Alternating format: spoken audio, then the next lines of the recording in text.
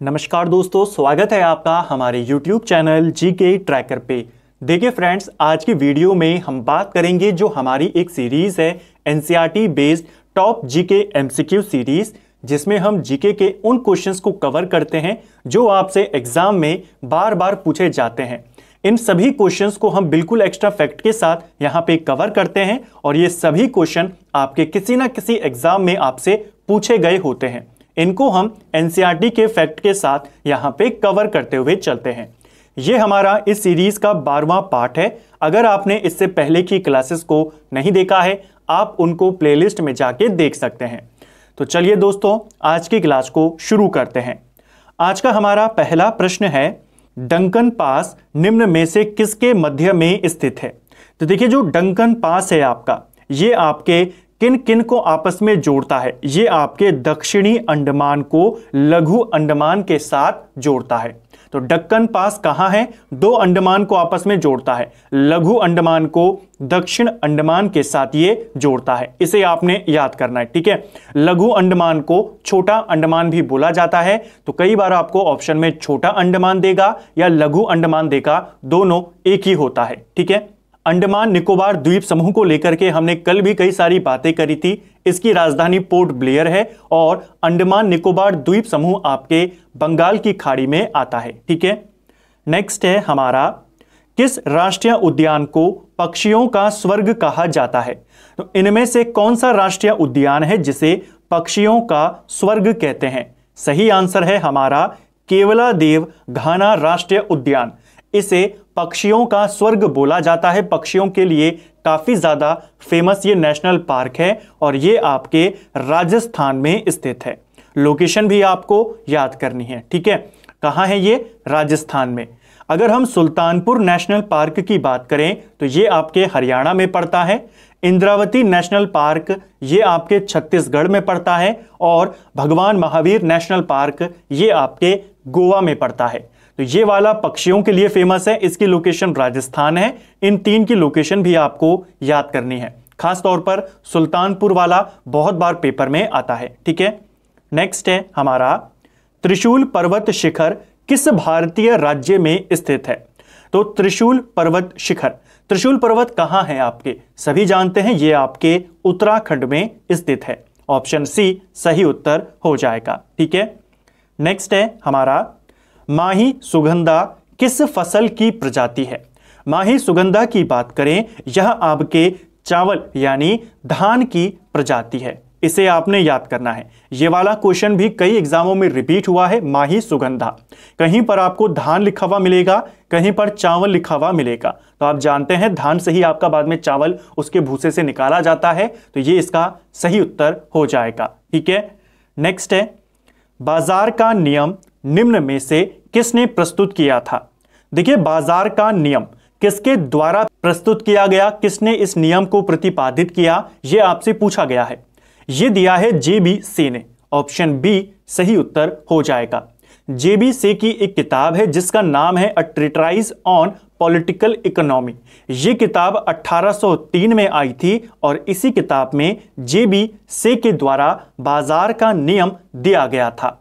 बाजार का नियम क्या कहता है? बाजार का नियम कहता है कि जो पूर्ति होती है यानी कि जो सप्लाई है वो अपनी डिमांड खुद पैदा करती है। जो पूर्ति होती है वो अपनी मांग स्वयं पैदा करती है। यानी आप कोई भी प्रोडक्ट मार्केट में उतार दीजिए, उसके खरीदार अपने आप वहां पर बन जाते हैं, वो अपनी डिमांड खुद बना लेती है।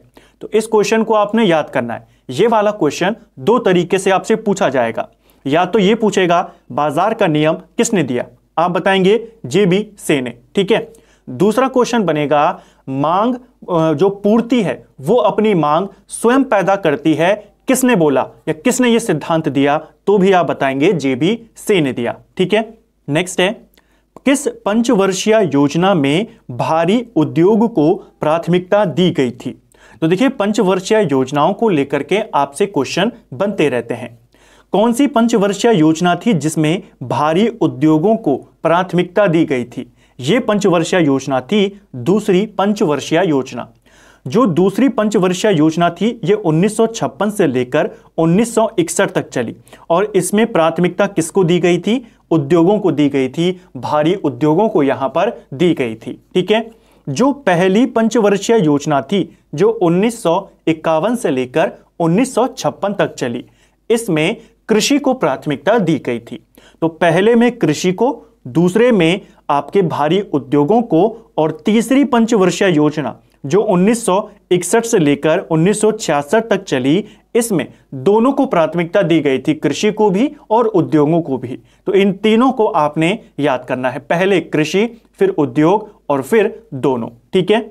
अगर हम इनके मॉडल की बात करते हैं तो पहली पंचवर्षीय योजना किस मॉडल पर आधारित थी? ये आपके हेराल्ड डॉमर मॉडल पर आधारित थी। दूसरी पंचवर्षीय योजना पीसी महालनोबिस मॉडल पर आधारित थी। तीसरी पंचवर्षीय योजना की बात करते हैं, जे सैंडी मॉडल पर यह आधारित थी। और कई बार चौथी का भी पूछ लेता है। चौथी पंचवर्षीय योजना 1969 से शुरू होती है, 74 तक ये चलती है और ये गाडगिल मॉडल पर आधारित थी। इन चार के जो शुरुआत की योजना है, इनके मॉडल पूछे जाते हैं, उनको आपने याद करना है। ठीक है। नेक्स्ट है, सर्वप्रथम किस देश में मूल्य वर्धित कर यानी कि वैट, जिसे हम इंग्लिश में कहते हैं वैल्यू एडेड टैक्स, तो सबसे पहले किस देश में वैट लागू किया गया था?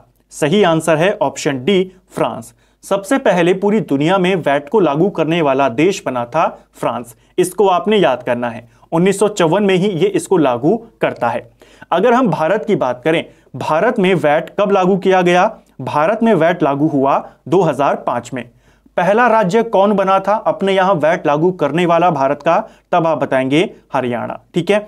उत्तराखंड कौन से नंबर का राज्य है? उत्तराखंड 22वें नंबर का राज्य था जिसने वैट लागू किया था। ठीक है। नेक्स्ट है हमारा, एकमात्र सेंचुरी कौन सी है जहां कश्मीरी महामृग पाए जाते हैं? सेंचुरी यानी कि जो आपके वन्यजीव अभयारण्य होते हैं, तो एकमात्र वन्यजीव अभयारण्य जहां पर कश्मीरी महामृग पाया जाता है, सही आंसर हो जाएगा हमारा दाचिगाम, जो आपका वन्यजीव विहार है। यहां पे जो कश्मीरी महामृग है ये पाए जाते हैं। कहां स्थित है दाचिगाम? ये आपके श्रीनगर में है, जम्मू कश्मीर में पड़ता है। ठीक है। अगर हम अदर की लोकेशन की बात करें, जैसे हमने ऊपर देखा, उससे रिलेटेड क्वेश्चन को देखा, उसके बाद अदर के हमने लोकेशन को देखा। गिर नेशनल पार्क या गिर जो आपका अभयारण्य है, ये आपके गुजरात में पड़ता है। काजीरंगा आपके असम में आता है। हेमिस आपके लेह में पड़ता है, यानी लद्दाख यूनियन टेरिटरी में ये आता है। इनको भी आपने याद करना है। ठीक है। नेक्स्ट है, जैव मंडल सुरक्षित क्षेत्र का उद्देश्य क्या है? जीव मंडल, ये जो जैव मंडल सुरक्षित क्षेत्र होता है, जो बायोस्फीयर रिजर्व होता है, इसका उद्देश्य क्या है? इसका उद्देश्य होता है कृषि उत्पादों पर प्रयोग और विकास, वन्य उत्पादों पर प्रयोग और विकास, वन्य भूमि के वनस्पति और प्राणी का परीक्षण, यानी उपयुक्त सभी यहां पे सही उत्तर हो जाएगा। ठीक है। जीवमंडल सुरक्षित क्षेत्र का। नेक्स्ट है, बायोडाइवर्सिटी शब्द का प्रयोग सर्वप्रथम किसने किया था? तो देखिए, बायोडाइवर्सिटी, कुछ दिन पहले हमने एक शब्द देखा था इकोलॉजी। ठीक है। इकोलॉजी और एक और शब्द देखा था इकोसिस्टम। इन शब्दों का इस्तेमाल किसने किया था? इकोलॉजी शब्द का इस्तेमाल सबसे पहले हैकल के द्वारा किया गया था। ठीक है। अर्नेस्ट हैकल उसका नाम था। इकोसिस्टम शब्द का इस्तेमाल सबसे पहले टांसले ने किया था। और बायोडाइवर्सिटी यानी जैव विविधता, इस शब्द का सबसे पहला इस्तेमाल जी रॉसन के द्वारा किया गया था। ऑप्शन ए हमारा सही आंसर होगा। पूरा नाम है इसका वॉल्टर जी रॉसन। इसने 1985 में बायोडाइवर्सिटी शब्द यहां पर दिया था, सबसे पहले इसी ने इस्तेमाल किया था। ठीक है। क्वेश्चन बनता है, जो बायोडाइवर्सिटी दिवस है कब मनाया जाता है? ठीक है। जो जैव विविधता दिवस है यह मनाया जाता है हर साल 22 मई को। तो कुछ इंपॉर्टेंट जो जैव विविधता के क्वेश्चन है, हमने इकोलॉजी का शब्द के बारे में बात करी, यहां से आपके इस तरीके के ही क्वेश्चन एग्जाम में देखने को मिलते हैं। ठीक है। नेक्स्ट है, हर्षचरित में यमचेटी का उल्लेख मिलता है, ये क्या होते थे? तो देखिए, हर्षचरित की बात करते हैं अगर हम, तो जो हर्ष का दरबारी कवि थे बाणभट्ट, इनकी रचना है हर्षचरित। और इसमें हमें एक शब्द मिलता है यमचेटी। नया क्वेश्चन है, इसको याद करेंगे। यमचेटी क्या होते थे? यमचेटी को बोला जाता था। रात्रि में पहरा देने वाली जो स्त्रियां होती थी उनको यमचीटी बोला जाता था हर्षवर्धन के काल में। इसको आपने याद करना है, ठीक है। नेक्स्ट है, चिदंबरम का चोल मंदिर किस धार्मिक समूह से संबंधित है? तो देखिए, जो चिदंबरम का चोल मंदिर है आपके कहां स्थित है? यह आपके तमिलनाडु के चिदंबरम में स्थित है, एक फेमस चोल मंदिर, और यह मंदिर भगवान शिव को समर्पित है, ठीक है। अब आपको यह पता चल गया कि यह भगवान शिव को समर्पित है। यहां पर से आप बता सकते हैं देखकर, जो नयनार संत थे ये भगवान शिव से संबंधित थे, ठीक है। तो यहां पर आंसर हो जाएगा ऑप्शन सी। जो अलवार संत हैं भगवान विष्णु से संबंधित हैं, नयनार जो संत हैं ये भगवान शिव से संबंधित हैं। चोल मंदिर किसे समर्पित है? भगवान शिव को। तो यह मंदिर किस धार्मिक समूह से संबंधित होगा? नयनार संतों से। यह क्वेश्चन भी आपसे पेपर में पूछा गया है, ठीक है। नेक्स्ट है हमारा, खानवा का युद्ध बाबर और किस शासक के बीच में हुआ था? तो देखिए, बाबर के युद्धों को लेकर के आपसे क्वेश्चन बनते रहते हैं। बाबर के बारे में अगर हम बात करते हैं, बाबर को भारत पर आक्रमण करने का निमंत्रण किसने दिया था? तो बाबर को भारत पे आक्रमण करने का जो निमंत्रण दिया था, दो व्यक्तियों के नाम आपने याद करने हैं। एक था पंजाब का सूबेदार जिसका नाम था दौलत खां लोधी, और एक था इब्राहिम लोधी का चाचा जिसका नाम था आलम खान लोधी। इन दोनों ने बाबर को निमंत्रण दिया था भारत पर आक्रमण करने का। बाबर ने भारत पर पहला आक्रमण कब किया, यह क्वेश्चन भी बनता है। तो बाबर ने भारत पर पहला आक्रमण 1519 में किया। उसके बाद 1526 में इब्राहिम लोधी को पानीपत के युद्ध में हरा देता है, ठीक है। 1527 में राणा सांगा के साथ उसका दूसरा युद्ध होता है जिसे हम कहते हैं खानवा का युद्ध। तो सही आंसर क्या हो जाएगा? खानवा का युद्ध 1527 में लड़ा गया, जो कि बाबर और जो मेवाड़ के राजा थे, राणा सांगा कहां के राजा थे? मेवाड़ के। इन दोनों के बीच यह युद्ध लड़ा गया। जीता कौन? बाबर यहां पर इस युद्ध को जीता था। इस क्वेश्चन को लेकर के आपका एक क्वेश्चन और बनता है। आपसे क्वेश्चन बनता है, बाबर ने अपनी जो आत्मकथा है इसकी तुजुक ए बाबरी, जिसको बाद में बाबरनामा के नाम से लिखा गया, किन दो हिंदू राजाओं का उल्लेख अपनी पुस्तकों में किया है? तो बाबर ने अपनी आत्मकथा में दो राजाओं का उल्लेख किया है, दो हिंदू राजाओं का उल्लेख किया है। एक है विजयनगर साम्राज्य का कृष्णदेवराय और एक है मेवाड़ के राणा सांगा। इन दोनों का नाम आपने याद करना है, ठीक है। यह आपसे पूछा जाता है। इसके बाद आता है 1528। 1528 में बाबर का एक और युद्ध होता है जिसे हम कहते हैं चंदेरी का युद्ध। चंदेरी का युद्ध कब लड़ा गया? 1528 में, और यह युद्ध मेदिनी राय के साथ लड़ा गया। मेदिनी राय मालवा का शासक था। इसके बाद 1529 में घाघरा का युद्ध होता है, बाबर और अफगानों के बीच में यह लड़ाई होती है। तो इसको आपने याद करना है। चारों लड़ाइयों के बारे में हमने याद करा। याद कैसे करेंगे अगर हम बोलें आपसे, क्योंकि क्रम पूछा जाता है कौन सी लड़ाई पहले की गई। तो बाबर की चार महत्वपूर्ण लड़ाइयां 1526, 1527, 28 और 29। यहां पर है पानीपत, यहां पर है इसका 27 में खानवा का युद्ध, यहां पर है चंदेरी का युद्ध, और 29 में है घाघरा का युद्ध। तो पानी पिया, खाना खाया, पानी से पानीपत, खाना से खाना खाया, और चंदेरी से यानी कि चल दिया, और 29 में घाघरा का युद्ध यानी कि घर। तो पानी पिया, खाना खाया, चल दिया, घर। इससे आप इस ट्रिक को याद कर सकते हैं। और 1530 में बाबर का निधन हो जाता है, ठीक है। नेक्स्ट है हमारा, दक्षिण भारत में वैष्णव संतों द्वारा स्थापित द्वैतवाद किस संत से संबंधित है? तो देखिए, द्वैतवाद के जो संस्थापक हैं, जो प्रतिपादक हैं, वो कौन है, ये यहां पर पूछा गया है। सही आंसर है ऑप्शन डी, निम्बकाचार्य। निम्बकाचार्य के द्वारा प्रतिपादित किया गया था द्वैतवाद का सिद्धांत, ठीक है। बाकियों के द्वारा भी अपने अपने सिद्धांत दिए गए थे। इन चारों के भी आपको याद करने हैं। अगर हम बात करें रामानुजाचार्य की, तो इन्होंने विशिष्ट द्वैतवाद का सिद्धांत दिया था। अगर हम बात करें माधवाचार्य की, तो इन्होंने द्वैतवाद का सिद्धांत दिया। विष्णु स्वामी की बात करें तो इन्होंने शुद्ध द्वैतवाद का सिद्धांत दिया, और निम्बकाचार्य का इन्होंने द्वैतवाद दिया। इन चारों को आपने याद करना है, क्वेश्चन यहां से बन जाते हैं, ठीक है। नेक्स्ट है हमारा, सल्तनत काल में कृषि विभाग किससे संबंधित था? तो देखिए हमने सल्तनत काल को लेकर के कई सारे क्वेश्चन हम इस तरीके से करते रहते हैं, सल्तनत काल के प्रशासन को लेकर के। लास्ट वीडियो में भी हमने बात करी थी। यहां पर अगर हम बात करते हैं कि इनमें से 4 विभाग आपको दिए गए हैं, कौन सा विभाग कृषि विभाग से संबंधित था? सही आंसर हो जाएगा हमारा ऑप्शन बी, दीवान ए कोही, जिसे अमीर ए कोही भी कहते हैं। इसकी स्थापना मोहम्मद बिन तुगलक करता है और यह किसके लिए संबंधित था? कृषि विभाग से संबंधित था। इसको आपने याद करना है, ठीक है। कौन इसकी स्थापना करता है? मोहम्मद बिन तुगलक। दीवान ए अर्ज की अगर हम बात करते हैं, यह एक सैन्य विभाग था और इसकी स्थापना बलबन करता है। कई बार विभागों के संस्थापक पूछ लिए जाते हैं, संबंध किससे है और संस्थापक। तो ये सैन्य विभाग था, स्थापना बलबन करता है। ये आपका एक कृषि विभाग था, स्थापना मोहम्मद बिन तुगलक करता है। बाकी इन दोनों विभागों की अगर हम बात करें, ये दोनों विभाग फिरोज शाह तुगलक के द्वारा स्थापित किए जाते हैं। दीवान ए खैरात दान विभाग से संबंधित था और दीवान ए बंदगान ये दास विभाग से संबंधित था। तो इन दोनों को आपने याद करना है, ठीक है। दोनों का संस्थापक कौन है? फिरोज शाह तुगलक। खैरात वाला दान से है, ये वाला दास से है। 2 विभाग और हैं जो आपको याद करने हैं। एक है दीवान ए इस्तिहाक, ठीक है। ये किससे संबंधित था?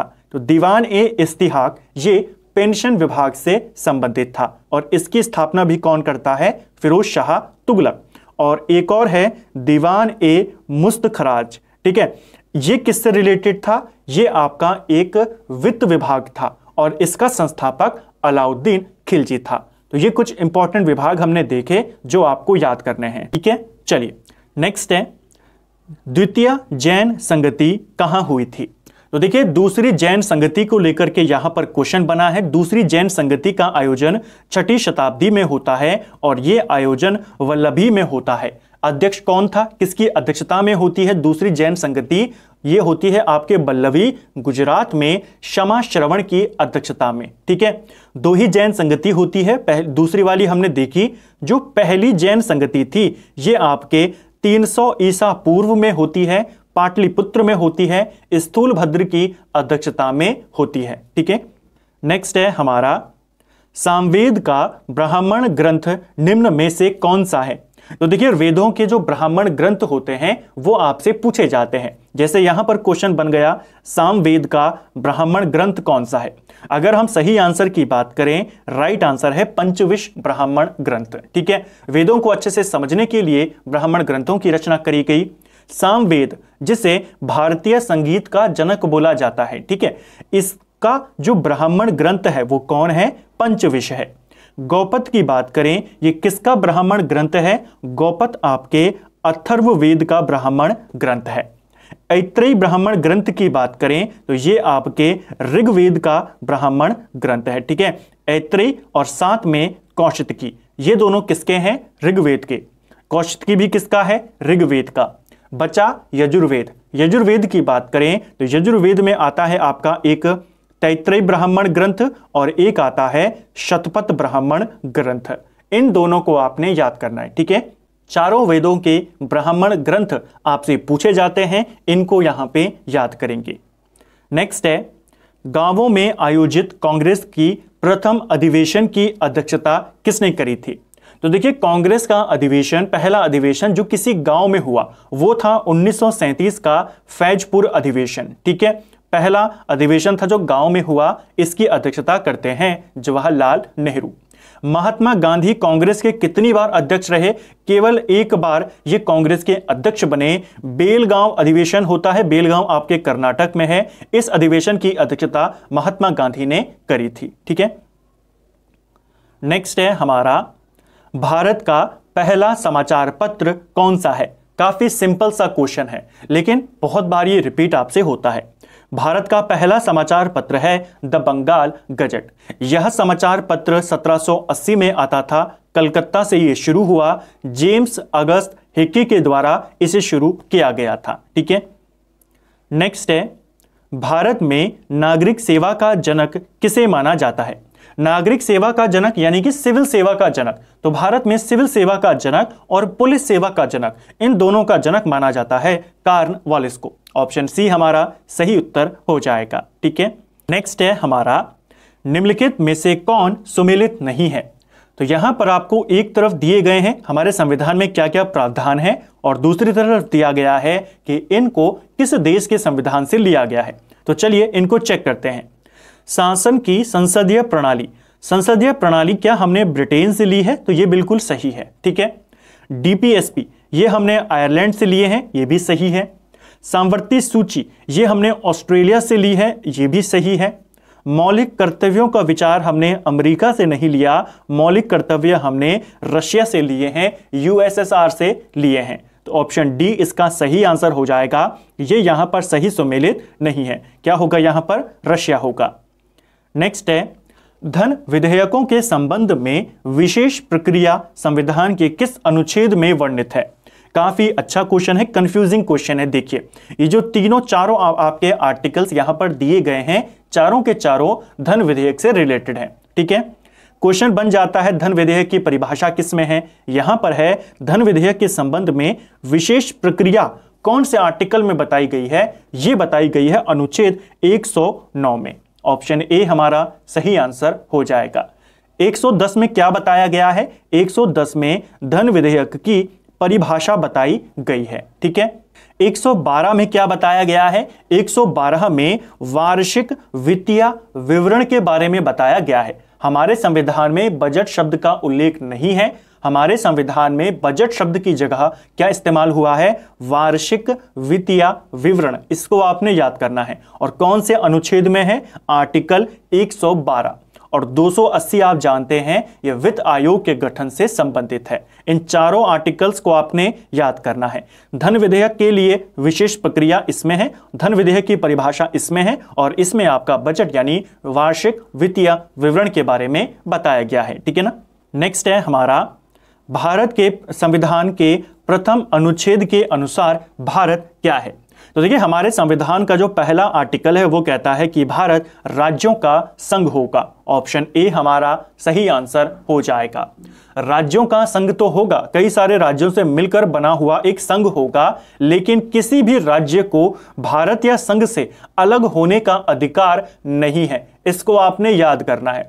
अमेरिका क्या है? अमेरिका भी राज्यों का एक संघ है, लेकिन वो अलग तरीके से है। वहां पे राज्यों को अधिकार है अलग होने का, ठीक है। लेकिन भारत में ये जो राज्यों का संघ है, इसमें किसी भी राज्य को अधिकार नहीं है भारत से अलग होने का। तो इसको आपने याद करना है। भारत क्या है? राज्यों का एक संघ होगा, ठीक है। अमेरिका राज्यों का एक फेडरेशन है और किसी भी जो राज्य है उसको अधिकार है फेडरेशन से अलग होने का, संघ से अलग होने का, ठीक है। नेक्स्ट है, धर्म आदि के आधार पर विभेद या प्रतिषेध एक मूल अधिकार है, निम्न में किसके अधीन वर्गीकृत किया गया है? तो आप जानते हैं हमारे संविधान में स्पष्ट रूप से लिखा गया है कि धर्म के आधार पे, जाति के आधार पे, वंश के आधार पे किसी के साथ भी वहां पर भेदभाव नहीं किया जाएगा, उसे पूरी तरीके से प्रतिषेध रखा गया है। कौन सा आर्टिकल कहता है ये सारी बातें? कहता है आर्टिकल 15। और आर्टिकल 15 आप जानते हैं समता के अधिकार से संबंधित है। ऑप्शन सी सही आंसर हो जाएगा। आर्टिकल 14 से लेकर 18 तक ये आपके समता का अधिकार है और इसी के बीच में आता है 15, तो ये क्या हो जाएंगे? समता का अधिकार। ऐसे भी क्वेश्चन आपसे बन जाते हैं, तो इसको ध्यान रखना, ठीक है। धर्म की स्वतंत्रता पे टिक आपने नहीं करना है। नेक्स्ट है हमारा, निम्न में से कौन सा कथन असत्य है? तो गलत का चयन करना है। चलिए चयन करते हैं। राष्ट्रपति पद के लिए प्रत्याशी की आयु कम से कम 35 वर्ष होनी चाहिए, तो ये बिल्कुल सही है। राष्ट्रपति बनने के लिए जो आयु होती है 35 वर्ष की होनी चाहिए, ये सही है। उपराष्ट्रपति के लिए भी 35 और जो राज्यपाल होते हैं उनके लिए भी 35। उपराष्ट्रपति राज्यसभा का सभापति होता है, तो ये भी सही है, ठीक है। उपराष्ट्रपति का चुनाव भारत का राष्ट्रपति करता है। देखते ही आप बता देंगे ये पूरी तरीके से गलत स्टेटमेंट है। उपराष्ट्रपति का चुनाव दोनों सदनों के सभी सदस्यों के द्वारा किया जाता है। उपराष्ट्रपति के चुनाव में लोकसभा और राज्यसभा के सभी सदस्य, चाहे वो निर्वाचित हो चाहे मनोनीत हो, सब यहां पर वोटिंग करते हैं, ठीक है। नेक्स्ट है हमारा, निम्नलिखित में से किस संविधान संशोधन के द्वारा दिल्ली को राष्ट्रीय राजधानी का दर्जा दिया गया?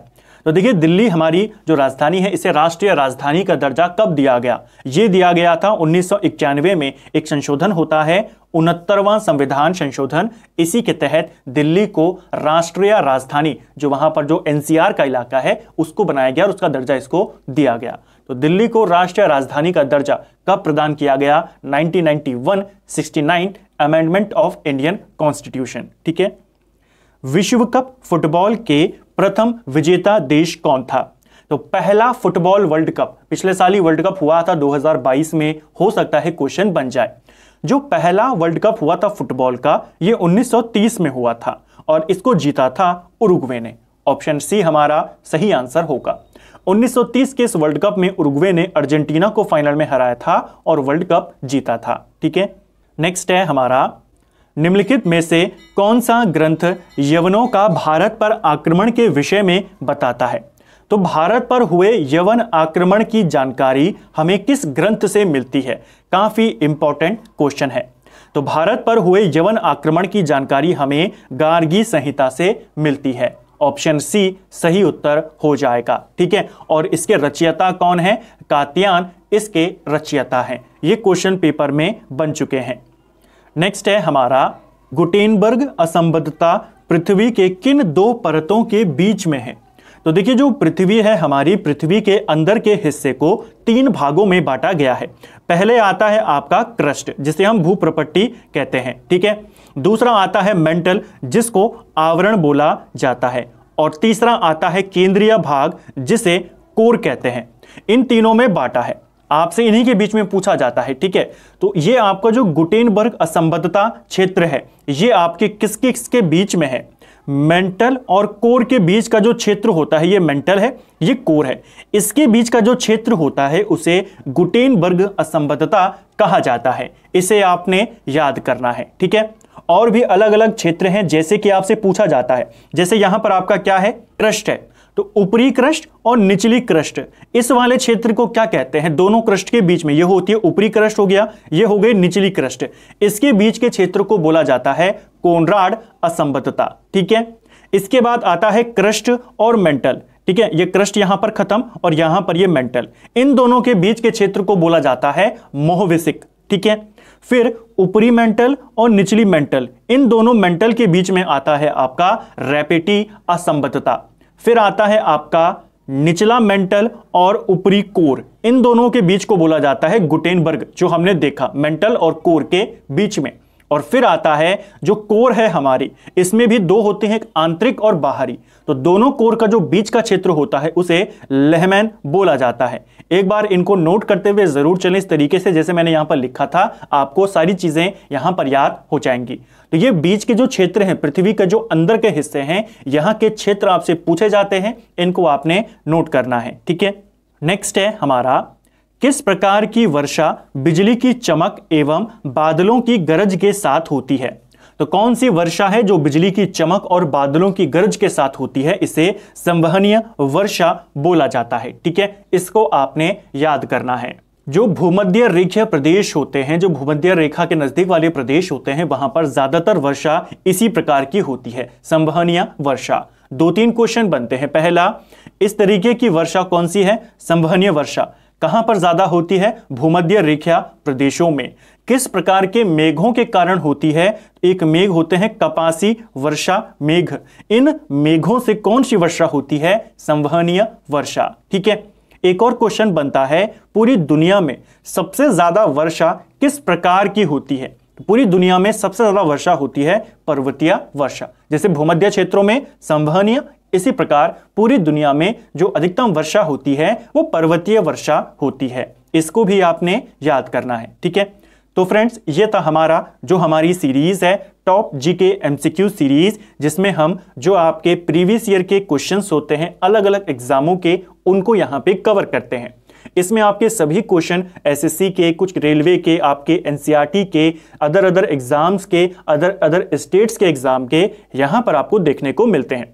साथ में हम उत्तराखंड के अंदर जो क्वेश्चन आए हुए हैं उनको भी कवर कर रहे हैं उस सीरीज के अंदर, जिसमें हमारे 13 पार्ट्स हो चुके हैं। तो आप उनको भी कवर कर सकते हैं और यहां पर आप इनको भी कवर कर सकते हैं। जैसे आपके पटवारी एग्जाम के एडमिट कार्ड आ चुके हैं, हमने ज्यादा फोकस अब की बार जीके पर किया है, क्योंकि हमने उत्तराखंड और हिंदी को लेकर के जब पिछली बार एग्जाम हुआ था उससे पहले हमने उन सभी को पूरी तरीके से तैयार कर लिया था।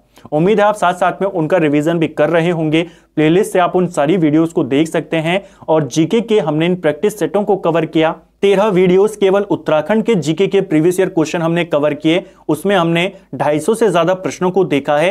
एक्स्ट्रा फैक्ट के साथ आप लगाएंगे तो हर क्वेश्चन से मैं आपको 3 से 4 क्वेश्चन बताता हूं, यानी कि 1000 क्वेश्चन आपके वहां पर। और यहां की अगर हम बात करें तो ये 12 पार्ट्स हमने कवर कर लिए हैं। इन 12 पार्ट्स में भी हम 400 के करीब क्वेश्चन को कवर कर चुके हैं। और एक्स्ट्रा फैक्ट लगाकर चलें तो 1000 से 1200 क्वेश्चन भी आपके यहां पे कवर हो चुके हैं।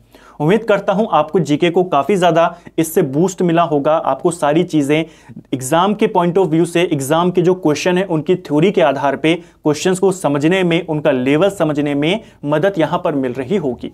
अगर आपको आज का वीडियो पसंद आया है तो वीडियो को लाइक करें। अगर आप चैनल पर पहली बार आए हैं, चैनल को सब्सक्राइब करें, अपने दोस्तों के साथ शेयर करें। वीडियो आपको कैसा लगा कमेंट बॉक्स में हमें जरूर बताएं। साथ ही इसी प्रकार की वीडियोस को देखने के लिए प्लेलिस्ट को विजिट जरूर करें। Thank you friends.